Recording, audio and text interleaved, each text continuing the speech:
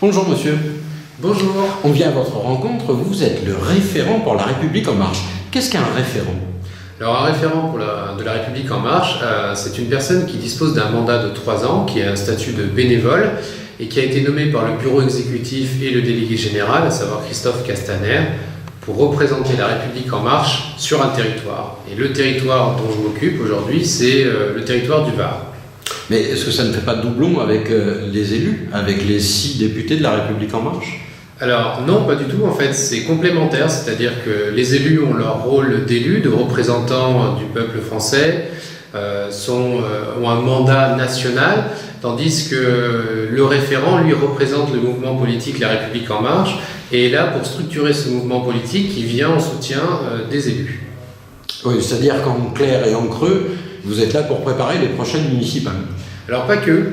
Je dirais que la première mission, c'est déjà d'apporter un soutien pratique à nos élus, parce que, alors, dans l'esprit de La République En Marche, il y a une volonté de consultation régulière des citoyens et des citoyennes, et notamment on s'appuie sur ce qu'on appelle nos comités locaux, qui sont un vivier de personnes qui peuvent participer, abonder, apporter leur expérience, leur avis sur différents sujets. Alors c'est utilisé par les élus locaux comme nos députés, c'est utilisé par le gouvernement qui a fait des consultations comme sur l'égalité femmes-hommes, et les différents marcheurs et marcheuses sont sollicités pour y participer.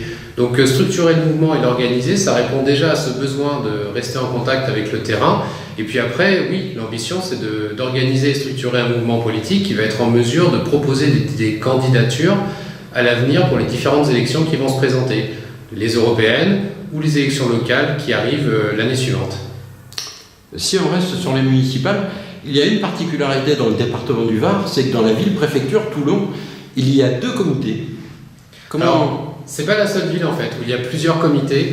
À La République En Marche, aujourd'hui, il y a la liberté de création d'un comité, c'est-à-dire que vous pouvez adhérer à La République En Marche, et ensuite, si vous ne trouvez pas chaussure à votre pied, soit il n'y a pas de comité là où vous habitez, soit il y a déjà un comité mais vous souhaitez proposer une façon de fonctionner différente, c'est-à-dire que chaque comité peut organiser son fonctionnement, et bien vous pouvez solliciter La République En Marche et demander la création d'un comité. Donc c'est comme ça qu'on voit dans certaines villes avoir plusieurs comités. Il y a une volonté de créativité, de complémentarité entre les comités et d'émergence aussi de personnalités qui ont envie de s'engager, qui ont envie d'aller de l'avant au niveau, sur le plan entre guillemets politique au sens général et sur le plan citoyen. Si j'ai bien compris votre fonction statutaire, aujourd'hui vous faites aussi remonter les informations de terrain auprès de nos grands chefs à plumes parisiens. Qu'est-ce que vous entendez sur le terrain en ce moment autour par exemple des grèves ? Alors sur les grèves, aujourd'hui on a sur le terrain, alors c'est toujours l'une des difficultés, c'est d'essayer d'être à peu près sûr qu'on a la bonne remontée d'informations du terrain et qu'on n'est pas dans l'entre-soi. Ce qui remonte de manière générale, c'est un soutien des Françaises et des Français, la volonté de changement, la volonté que le gouvernement aille au bout de ses réformes et ne soit pas dans une situation de céder, je dirais simplement ou facilement, et de tenir le cap, parce qu'aujourd'hui il y a eu un programme qui a été annoncé, un programme présidentiel, et c'est la mise en place de ce programme qui crée de l'adhésion auprès des citoyens françaises et français. Sauf erreur de ma part, et je pense l'avoir bien lu, il n'y avait pas de réforme de la SNCF dans le programme présidentiel du candidat Macron. Il n'y avait pas non plus une remise en cause des hôpitaux et de regroupement des hôpitaux. Pourtant, aujourd'hui, ce sont 2 secteurs d'activité qui manifestent, puisque les urgences de Toulon sont en grève depuis 35 jours, si je ne me trompe. Alors, le programme présidentiel, effectivement, il y a un programme qui est mis progressivement en place, et puis il y a ensuite des mesures qui tiennent compte de la réalité du terrain.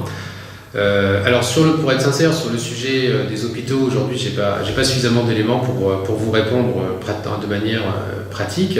Par contre, sur le sujet de la SNCF, en fait, ça s'inscrit dans la volonté de la réforme du territoire et la réforme des différents moyens de locomotion et de communication dans les territoires, zones rurales, zones urbaines, zones métropolitaines, zones des campagnes. Et je dirais que la réforme de la SNCF, elle s'inscrit dans cette volonté-là et la volonté future de mieux organiser, de mieux répondre aux attentes des citoyens françaises et français. Eh bien écoutez, le moins qu'on puisse dire, c'est que vous ne manquez pas de travail. Je vais vous souhaiter bon courage et je vous dis à très bientôt. Merci, à bientôt.